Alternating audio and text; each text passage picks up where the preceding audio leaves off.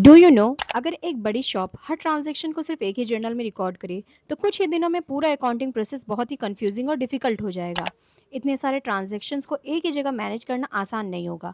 इसी प्रॉब्लम का सोल्यूशन है सब्सिडरी बुक्स। सोचिए, अगर एक शॉप में रोज हंड्रेड ऑफ ट्रांजैक्शंस होते हैं और सब कुछ एक ही जर्नल में लिखा जाए तो अकाउंटिंग करना बहुत मुश्किल हो जाएगा।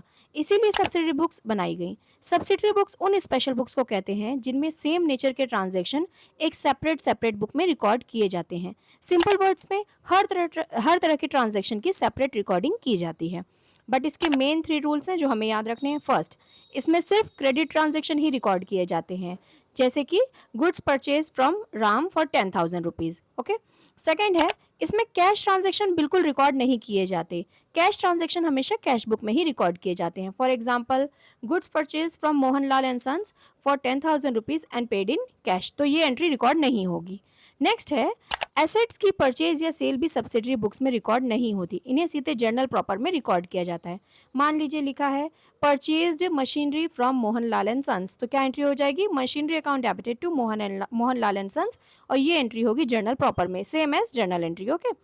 इससे अकाउंटिंग सिंपल, इजी और कंफ्यूजन फ्री हो जाती है, क्योंकि हर तरह के ट्रांजैक्शन के लिए एक अलग बुक होती है। इसलिए किसी भी बिजनेसमैन के लिए अकाउंट्स को मेंटेन करना, ऑडिट करना और आसानी से अंडरस्टैंड करना काफ़ी इजी हो जाता है। आई होप आपको सब्सिडरी बुक्स के सिंपल रूल अच्छे से समझ में आ गए होंगे। क्लास 11th अकाउंटेंसी का ये one of the most important chapter है। See you soon in the next video. Till then, like, share and subscribe.